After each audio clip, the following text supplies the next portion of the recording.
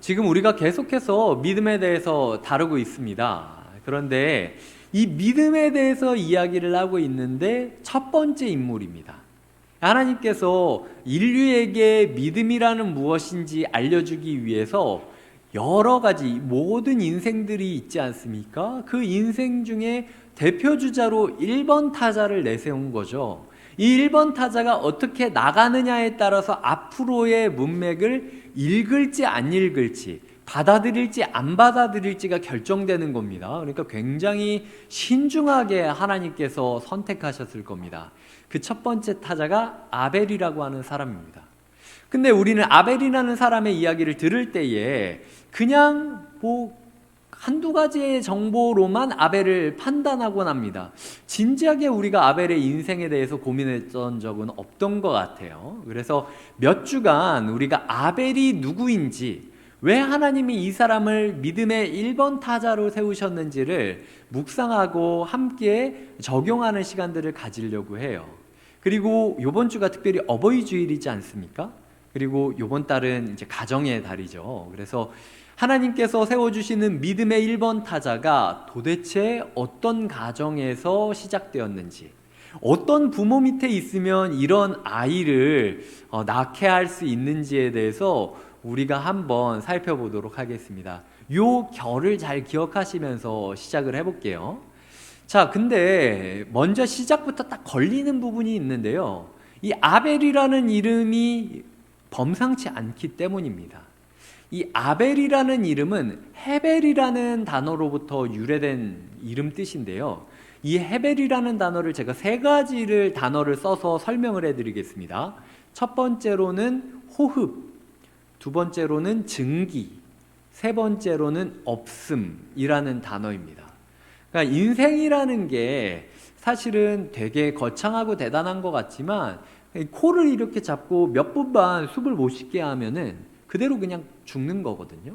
그러니까 인생이라는 게 그 찰나의 호흡, 보이지도 않는 그 호흡이 멈춰지는 순간 끊기는 연약한 인생이구나라는 허망함을 이야기하는 그 호흡이라는 단어이기도 하고요. 물 아무리 있어봤자 끓어버리면 어디로 갔는지도 모르지 않습니까? 참 인생이라는 게 눈에 보이는 그릇처럼 여기 다 담겨진 것 같지만 어느 순간이 되면 하나도 남기지 않고 빈 그릇인 채로 영혼이 떠나고 육신만 땅에 묻혀지게 되는 게 우리 인생이구나 라는 교훈인 것이고, 그리고 없음, 결국은 인생은 허무하다라는 뜻이죠. 그래서 이 헤벨이라는 단어가 성경에 가장 많이 나온 데가 어디일지 혹시 알고 계시는 분 계실까요? 어느 정도 눈칫밥이 있다면 딱 캐치하셨을 거예요. 전도서가 이 헤벨이라는 단어가 제일 많이 나옵니다. 이에 물리도록, 단내가 나도록 나와요. 허무하고 헛되고 헛되니 헛되고 헛되도다. 이 헛되다라는 단어가 헤벨입니다. 근데 하필이면 아이의 이름을 지으면서 이 헛됨이라는 단어를 그 아이의 이름으로 지었다라는 것이죠. 요번 우리의 말로 이 이름을 표현하자면 쓸데없는 놈? 약간 아니면은 있으나 마나한 놈, 아니면은 쓰레기, 이런 식으로 아이의 이름을 지었다라는 겁니다. 그가 부모로부터 버림받은 자식이 아닐까라는 생각을 하게 됐어요. 그래서 그가 부모로부터 과연 진짜 제 생각처럼 버림받은 자식이나 다름없었다라는 근거를 찾아보게 되었습니다. 먼저 성경을 펴서 창세기 4장을 찾아볼 텐데요. 오늘 4장을 계속 뒤적뒤적 해야 됩니다. 그래서 되도록이면은 4장을 계속 편채로 이야기를 나눴으면 좋겠어요. 창세기 4장을 펴시고 제가 먼저 2절은 화면에 띄워드리겠습니다. 이제 펴셨으면은 이제 이 화면을 보시고 2절을 함께 읽어주셨으면 좋겠습니다. 시작. 그가 또 가인의 아우 아벨을 낳았는데 아벨은 양치는 자였고 가인은 농사하는 자였더라. 네, 이거는 그냥 제가 설명할 동안 계속 이 구절은 띄워주시면 됩니다. 자, 근거 1. 여기에 보면 아벨을 뭐라고 얘기하냐면 가인의 아우 아벨이라고 묘사를 하고 있습니다. 요즘 성경을 보면은 각 단락에 타이틀이 있잖아요. 혹시 있으신 성경 안에 타이틀이 뭐라고 나오나요? 제가 가지고 있던 성경에는 가인과 아벨이라는 제목으로 소제목으로 이 단락이 있었습니다. 근데 가인과 아벨이라는 제목인데 사실상 가인이 주인공이에요. 죄를 짓는 것도 가인이고 하나님이랑 대화하는 것도 가인이고 그리고 벌을 받는 것도 가인이고 그리고 하나님의 은혜를 입는 것도 가인입니다. 그러니까 철저하게 가인과 아벨인데 가인 중심적으로 기록되어 있다라는 거죠. 그리고 이 일곱이라는 단어는 성경 안에서 완전수를 뜻하잖아요. 그러니까 완벽한 세팅을 이야기할 때 7번 표현을 반복하면서 그 사실을 묘사하곤 하는데 오늘 4장에는 이런 표현이 나옵니다.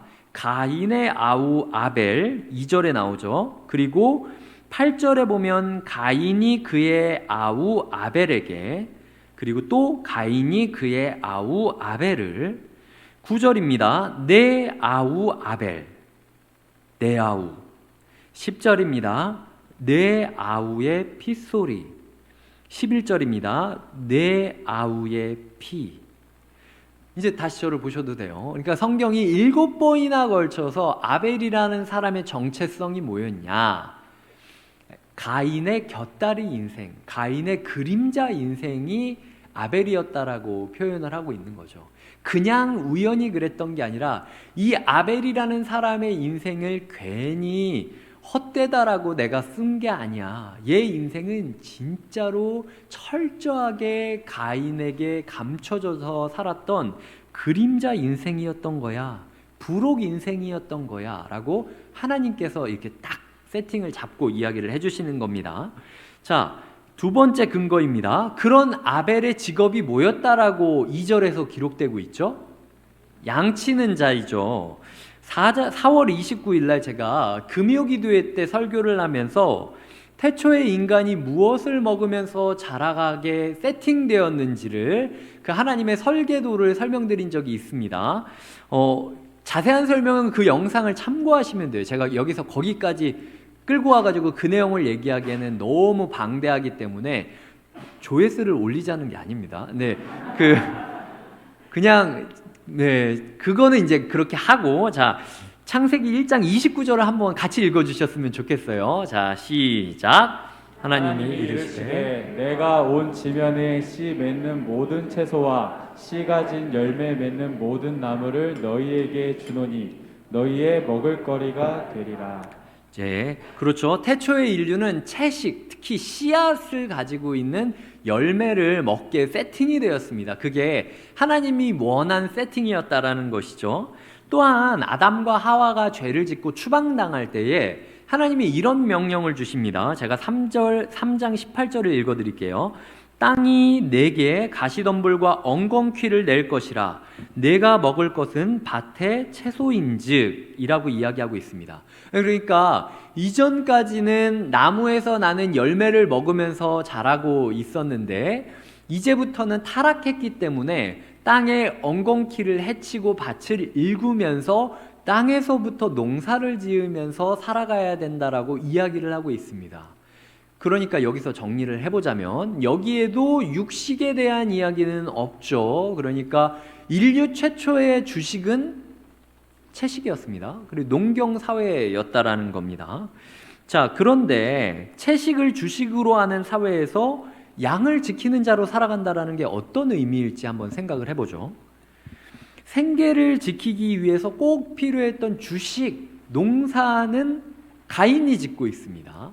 자, 가인이 농사를 짓기 위해서는 가장 안전한 집 옆에, 보금자리 옆에 울타리를 치고 거기다 씨를 뿌리고 그 씨앗이 자라는 것들을 보면서 농사를 지었겠죠.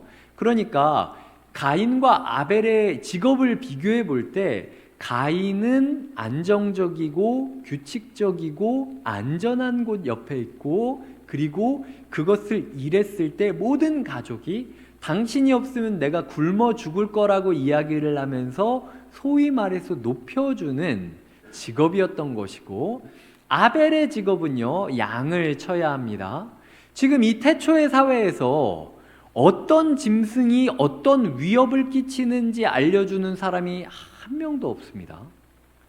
지금까지 봤던 모든 게 새로워지는 거죠. 이전까지는 곰을 봤을 때 그냥 에덴 동산 안에서 푹신푹신한 곰을 침대 삼아서 누워서 이렇게 기대어 잘 수 있는 존재였다면 이제는 곰이 갑자기 발톱이 세지고 사람을 물어뜯으면서 육식을 하기도 하는 무서운 존재로 변하게 된다라는 것입니다. 근데 그런 상황에서 아벨이 양치는 자로 살아간다. 이 아벨은 소위 말해서 총알바지나 다름없는 거죠. 그러니까 지구상에 보이는 모든 동물들이 어떠한 위협을 끼치는지 테스트해보는 겁니다, 아벨로. 그래서 어느 날 아벨이 어떤 짐승을 봤는데 어떤 위협을 겪고 그래서 어떻게 상처 입고 돌아왔다라고 하면은 가족들이 이제 그때 생각하는 거죠. 아, 아벨이 말하는 그 짐승을 내가 보면 이러이러하게 해야겠구나 라고 생각하면서 살아갔다라는 겁니다. 아벨은 항상 밖에서 양을 돌봐야 됐고 미지의 위협으로부터 지켜야 됐기 때문에 뭐 어느 정도 양떼를 돌본 사람은 어느 때에 어느 위협이 있는지 감이 오지만 그 아벨은 전혀 그런 게 없었잖아요. 그러니까 24시간 비상체제로 항상 긴장하며 살아가 있었기 때문에 삶이 굉장히 힘들었을 겁니다. 그러니까 일상이 규칙적이지도 않았을 거예요. 거기다가 맨날 밖을 돌아다녀야 했기 때문에 항상 지저분한 모습으로 살아가야 했을 겁니다.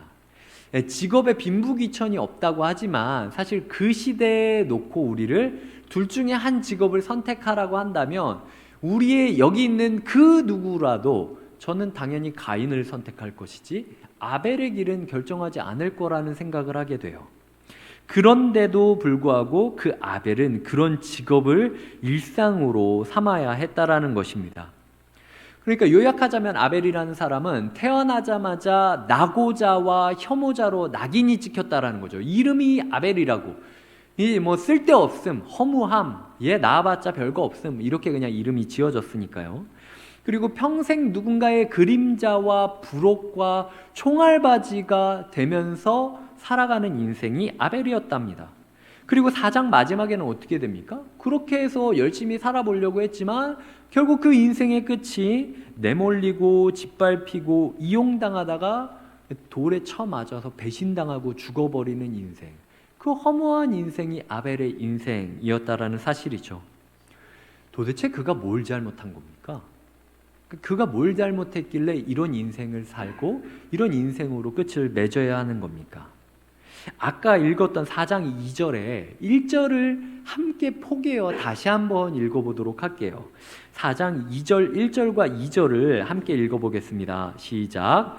아담이 그의 아내 하와와 동침하매 하와가 임신하여 가인을 낳고 이르되 내가 여호와로 말미암아 등남하였다 하니라. 그가 또 가인의 아우 아벨을 낳았는데 아벨은 양치는 자였고 가인은 농사하는 자였더라. 자, 보면은 1절을 보면 아이는 잘못이 없었다라고 성경은 기록하고 있는 겁니다.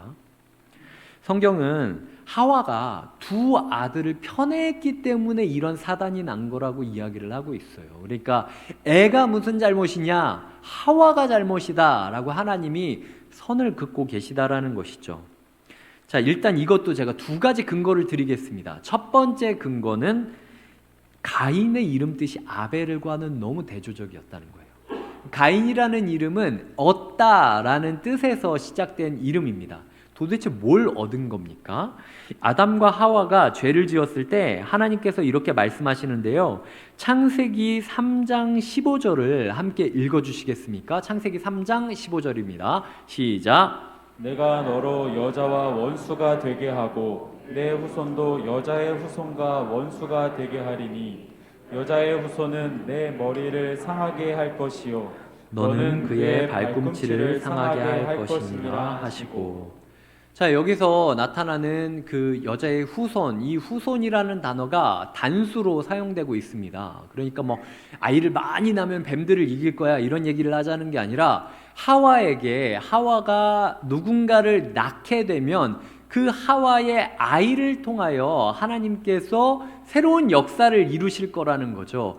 그렇게 인간을 꼬드겨서 죄를 짓게 만들었던 뱀의 머리를 아작내버리고 다시 에덴 동산으로 불러주시겠다라는 은혜의 약속을 하고 있는 겁니다. 태초에 임신을 첫 번째 하게 된 하와의 마음이 얼마나 두근두근 불안했을까요?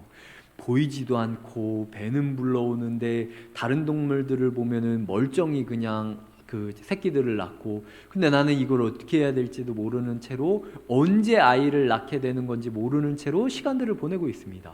한 달, 두 달, 세 달, 네 달 시간들을 보내다가 너무나도 아픈 그 환경 가운데 어찌어찌해서 아이를 낳게 된 거예요. 그리고 그 아이가 숨을 쉽니다. 울기 시작했어요. 그때 하와의 마음 가운데 해방감이 있는 겁니다. 아, 이렇게 고통스러웠으니 이제는 하나님이 용서해 주시겠지. 이 정도 했으면 하나님께서 좀 봐주시겠지라고 멋대로 생각한 거죠. 우리는 성경을 끝까지 봤으니까 이 후손이 예수님을 의미하는 거라는 걸 알지만 하와가 어떻게 예수님을 알겠습니까? 그냥 눈앞에 있는 이 아이가 하나님이 말한 그 아이라고 생각을 해서 주님께서 나에게 구원자를 주셨다. 이제 내가 다시 에덴으로 돌아갈 수 있다라고 마음의 평안을 얻은 겁니다. 그러니까 얼마나 이 아이를 귀히 여겼겠습니까? 이 아이가 나를 다시 에덴 동산으로 데려가 줄 가이드인데요. 그러니까 아프면은 조마조마하면서 어떻게든 살려보려고 하고, 좋은 거 있다면 어떻게든 먹여보려고 하고, 혹시라도 밖에서 일하다가 동물들한테 죽으면 안 되니까, 왜냐면 뱀이랑 싸울 거래잖아요. 그러니까 길 가다가 뱀 만나면 어떡해. 그래서 집 옆에다가 농사 땅 지을 때를 마련해 놓고 넌 여기만 있어. 꽁꽁 감싸면서 귀하게 키운 아들이었던 겁니다. 그런데 시간이 지나고 애가 자라는데 변하는 건 없는 거예요. 계속 고통스러운 겁니다. 그래서 뭔가 뱀을 밟아야 되나 싶어가지고 이제 조그만 뱀을 가지고 와가지고 밟으라고 했을 수도 있겠죠. 그래서 실뱀을 가져가가지고 밟았는데도 아무런 일도 일어나지 않는 겁니다. 발꿈치를 물려야 되는 건가? 아니면은 내가 옛날에 봤을 때 진짜 그 모양의 뱀을 찾아와가지고 그 뱀이랑 싸우게 해야 되는 건가? 오만 생각을 하면서 시간들을 보냈을 거예요. 이제 그러던 도중에 갑자기 또 임신을 하게 됩니다. 그리고 이제 아이 다시 배가 불러오는 거죠. 그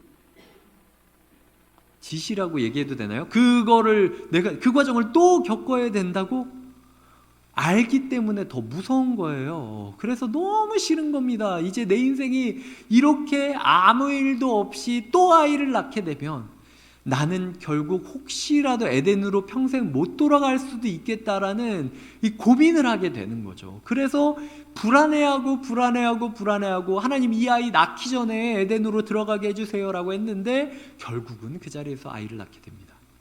그래서 마음 가운데 허망함이 너무 있어서 이제 나는 이러다 죽는 인생이구나 라고 생각하면서 인생 쓸데없다 라고 하면서 아이의 인생을 아벨이라고 부르면서 이제 그 다음부터는 이제 뭐 될 대로 되라 식으로 이제 살게 된 거죠. 그러니까 하와는 그의 인생에 있어서 가인 위주의 삶만 살았어요. 가인이 좋아하는 것, 가인이 원하는 것.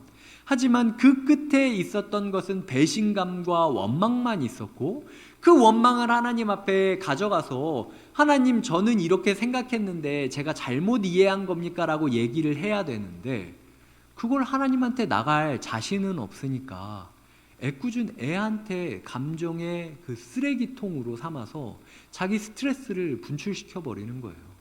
그러니까 아이와 이야기하는 그 말과 행동들이 하수구로 이렇게 오물들이 쏟아지듯 아벨한테 다 고여가게 되는 겁니다.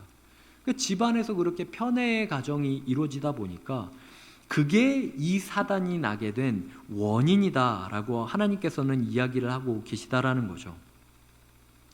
자, 편애의 이유 두 번째는 하와의 자기 고백에서 엿볼 수 있습니다. 가인을 낳았을 때 아까 보시면은 4장 1절에 보면은 가인을 낳고 이르되 내가 여호와로 말미암아 득남하였다 하니라 라는 그 환희와 감격의 고백이 등장해요. 근데 아벨이 태어났을 때는 아무런 고백이 없습니다. 그러니까 감동도 없고 감격도 없었다라는 거죠. 심지어 그녀가 가인을 낳고 한 고백이 뭐냐면 내가 여호와로 말미암아 득남하였다라고 이야기합니다. 득남하였다의 주어가 누구죠? 내가. 그러니까 하와가 자기의 인생이 주체가 되어서 아이를 출산 과정을 겪고 나니까 와 진짜 죽는 줄 알았어. 이 죽는 줄 안 엄청난 일을 내가 했어 라고 이야기를 하는 게 하와의 고백이었다라는 거죠. 근데 하와가 어떤 존재로 태초에 태어났습니까? 돕는 배필로 태어났습니다. 그러니까 하와는 누군가를 도와주기 위한 사람으로 태어난 거예요. 인생의 주체가 되기 위한 사람이 아니었던 겁니다. 그런데 하나님께 인생의 주체를 넘겨드리는 게 아니라 이 출산 과정을 내가 했다라고 이야기하는 게 하와의 고백이었다라는 것이죠. 하나님이 도와준 거는 맞아요. 근데 하기에는 내가 했다라는 겁니다.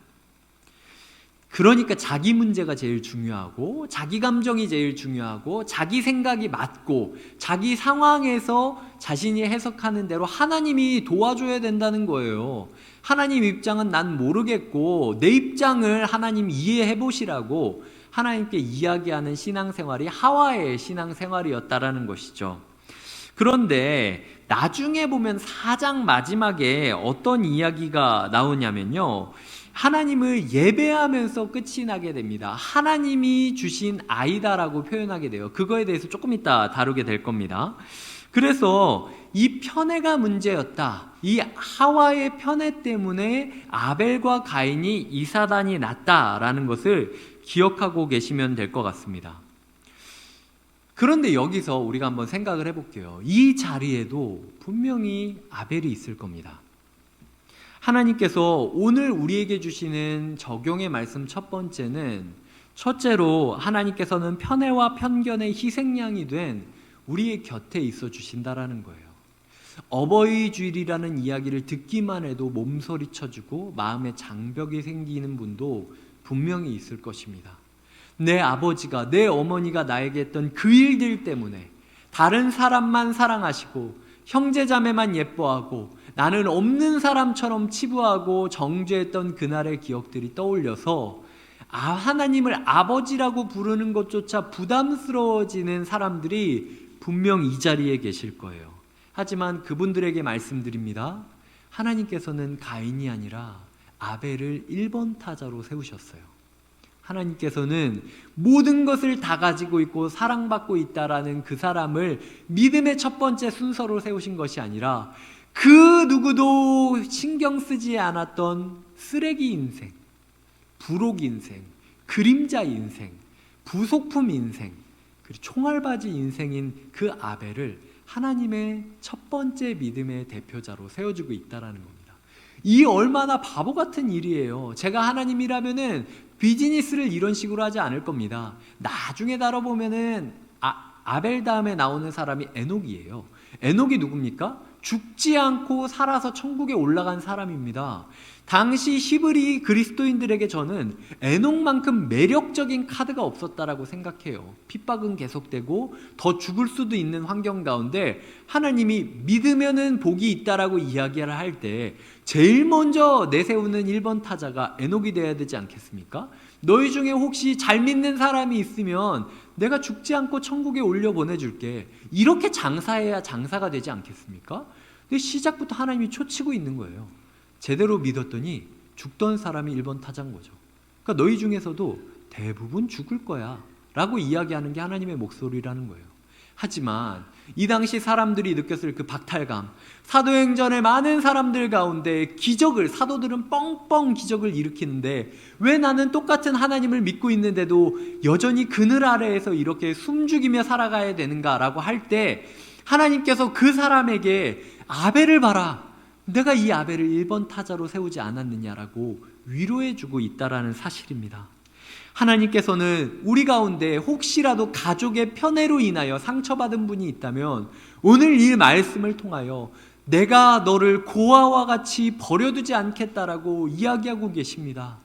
이제 하나님을 아버지 어머니로 여기셔서 이전까지 내가 경험했던 아버지 어머니에 대한 상처를 다 씻어가셨으면 좋겠어요. 그리하여 정말로 평안한 마음으로 하나님과 더불어 인생을 살아가시기를 축복드립니다. 두 번째로 본문이 이야기하는 적용은 우리 삶의 주어를 바꿔야 된다라는 거예요.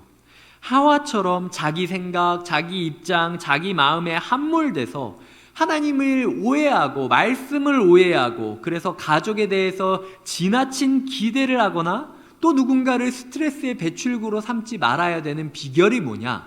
주어를 바꿔야 된다라는 거예요. 4장 25절을 띄워드릴 테니까 함께 읽어주시겠습니다. 시작.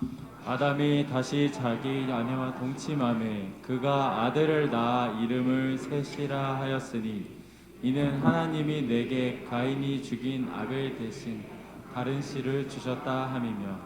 자, 주셨다라는 단어가 3인칭 남성형으로 사용되고 있습니다. 그러니까 누가 주신 거죠? 하나님이 주신 거예요. 그러니까 4장 말미에 되면 모든 사단이 끝나고 가정이 믿음의 계보로 이어지기 전에 마지막 완성 단계가 뭐였냐? 주어가 나였던 인생이 이 일을 통하여 주어가 하나님으로 바뀌게 될 때 그때부터 믿음의 가문이 시작된다라고 하나님은 이야기하고 있다라는 겁니다. 하나님이 도와주기는 했지만 내가 낳은 아이다 라고 이 아이를 바라보는 부모의 눈이 하나님이 나에게 맡겨주신 아이입니다 라는 신앙 고백으로 바뀔 때 가정에 파탄이 안 나고 사단이 안 나고 믿음의 가문으로 계승될 수 있다라는 거예요. 그게 주님께서 우리에게 원하시는 삶의 교훈이라는 것입니다. 지금 이곳에 하와가 있습니다. 저는 몰라요. 하지만 당사자는 알겠죠. 부모 가운데 아이가 특별히 2자녀 이상을 키우는 아이 가운데 양심에 떳떳하게 하나님 내가 이 아이들 중에서 솔직히 편애 없이 정말로 공평하게 모두를 사랑하고 있다라고 이야기하는 분이 계십니까? 나를 조금 더 이해해주는 아이가 있고 나를 전혀 모르고 속썩이는 아이가 있어요. 그리고 나와 대화가 잘 되는 아이가 있고 대화가 아예 안 되는 아이가 있습니다. 우리 마음 가운데 하와의 씨앗이 있다는 거예요. 이사단이 나야 변하시겠습니까? 애가 떠나고 싸우고 죽이는 일이 나야 그제서야 회개하시고 변하시겠습니까? 하나님이 지금 우리에게 경고하고 계십니다. 내가 분명히 말씀을 통해서 니네한테 얘기했다. 더 이상 니네가 네 입장, 네 생각, 네 깨달음, 네 감정 얘기할 게 아니라 내가 지금 팩트를 그어주고 있잖아. 너 지금 여기서 돌이키지 않으면 니네 가족 사단난다 라고 하나님께서 엄중하게 경고를 하고 계시다라는 거죠. 그래서 우리가 사력을 다하여 우리 인생의 주어를 하나님으로 돌리기 위해서 몸부림쳐야 된다라는 겁니다. 그 비결이 뭘까요? 그 비결이 바로 이 예배입니다. 4장 26절에 보면은 셋을 낳고 나서 이제 셋이라는 아이를 다시 아담과 하와가 낳고 나서 키우면서 그제서야 비로소 여호와의 이름을 불렀더라라고 4장이 끝을 맺고 있습니다. 즉 우리의 인생의 주어를 하나님으로 돌리기 위해서는 반드시 예배가 필요하다라는 거죠. 한 번의 예배가 아니라 예배자의 일상을 살아야 된다라는 겁니다. 그렇기 때문에 우리가 어떤 예배를 드리고 있는지를 반드시 점검해야 된다라는 것이죠. 우리가 예배를 드리는 이유가 삶의 주어를 바꾸기 위해서입니다. 이 예배가 끝나고 돌아갔는데 내 마음이 더 위로받고 그냥 내 생각이 더 견고해지고 내 마음이 더 행복해지고 그냥 내 입장에서만 끝나게 되면은 예배 제대로 드린 거 아니에요. 내 마음에 불편한 마음이 있다 할지라도 내 마음에 칼이 찔리는 것처럼 막 난도질 당하는 것 같더라도 하나님께서 말씀을 통하여 내게 말씀하시고 너 이게 맞는데 네 뜻대로 살래 내 뜻대로 살래라고 부담감을 느끼면서 돌아가야 되는 게 예배라는 겁니다. 그런데도 불구하고 우리 예배의 지향점과 예배의 평가 기준이 좀 잘못됐다라는 거죠. 이제부터 몇 주간은 제가 계속해서 주구장창 예배를 강조할 겁니다. 이거 5주가 될지 6주가 될지 10주가 될지 1년이 될지 제가 장담을 못해요.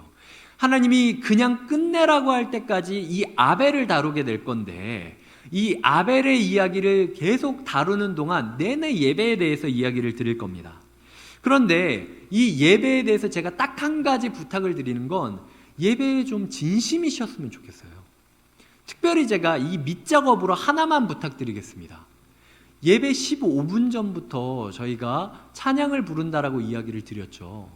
생각해 보시면 우리가 찬양을 드리는 이유가 그저 분위기 돋구려고 찬양 드리는 게 아닙니다.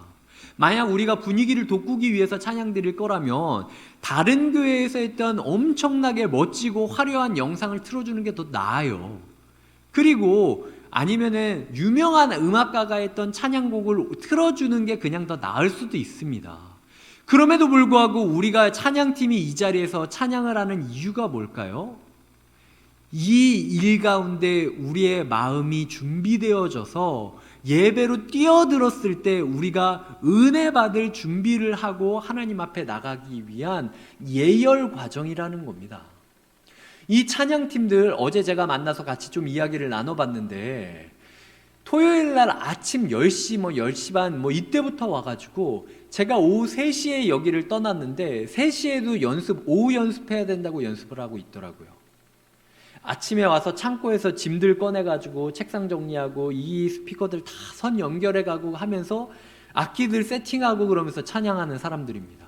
일부 예배 때 찬양팀이 여기에 와야 되는데 그 중에 어떤 분들은 새벽 5시에 일어나서 1시간 반이 걸려서 이 자리에 일부 예배 참석하시는 분들도 있어요. 이분들이 무슨 바보입니까? 그런데 그분들이 와서 아무도 오지 않은 자리에서 찬양을 한다? 저는 이 찬양팀이 지금 아벨이고 여기 앉아있는 분들은 가인입니다. 걱정 마세요. 제가 옆쪽에 있으면은 누가 이 자리에 몇 분에 앉는지 저는 안 보여요. 화면이 없어가지고. 저는 모릅니다. 제가 갑자기 어느 시선을 보고 있으니까 목사님이 나를 저격하시는구나 이렇게 생각할 게 아니라 하나님이 아신다는 거예요. 하나님이. 그러니까 생각해 보세요. 라면도 끓여 먹으려면은 물을 끓입니다. 그러니까 물이 끓어야 라면을 넣고 해 먹을 수 있는 거예요. 우리의 감정이 부글부글 끓어가고 우리의 생각이 부글부글 끓어가고 우리의 음율이 하나님이 주신 찬양이라는 정해진 음율을 따라서 리듬을 맞추기 시작할 때 마음이 말랑말랑해져서 은혜 받을 수 있는 준비가 되는 겁니다. 오늘 제가 2부 예배 시작하려고 나와 보니까 제 마음 가운데 장벽 같은 게 있었어요. 아직 덜 끓여졌구나. 그래서 우리가 찬양하고 예배를 드리고 이렇게 나오게 된 겁니다. 그렇기 때문에 예배 적어도 영원 무궁하게 그러라고 얘기하지 않을 테니까요. 예배 15분 전 제가 이 예배에 대한 릴레이 설교를 끝내는 그때까지는 예배 15분 전이 예배 시작이라고 생각해 주셨으면 좋겠어요. 그래서 오셔서 함께 찬양하고 함께 준비하고 함께 기도하면서 예배를 들어갔으면 좋겠습니다. 말씀을 맺겠습니다. 아무리 좋은 재료를 줘도 본인이 준비되지 않으면 해먹을 수 없어요. 하나님께서 아무리 좋은 예배자들을 이 자리에 세워주셔도 우리가 예배받을 준비가 되지 않으면 은혜는 우리 가운데 임하지 않습니다. 왜냐하면 가인과 아벨이 있는데 아벨은 은혜 받고 가인은 은혜 받지 못하잖아요. 하나님께서 우리 가운데 위로하기를 원하십니다. 이곳 가운데 아벨이라고 느꼈던 분이 있다면 하나님께서 나를 위하여 이 메시지를 준비하셨구나. 하나님 이제는 이 세상에 나만 그런 줄 알았는데 아벨을 생각하면서 위로받겠습니다. 위로받으시는 시간이 되길 바라요. 그리고 혹시라도 우리 집 가정과 우리 아이들이 떠오르는 분들이 있다면 하나님 혹시 내가 하와가 아닙니까? 라고 생각하시면서 주님 앞에 겸허하게 자신의 삶을 의탁하는 시간들이 되시기를 바랍니다.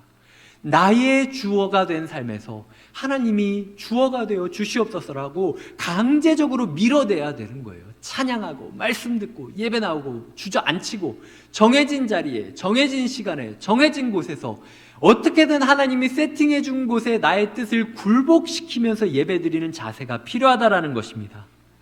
이제 우리가 그 마음과 그 뜻을 이어가시면서 참된 예배자의 삶을 시작하시길 주님의 이름으로 축원드립니다.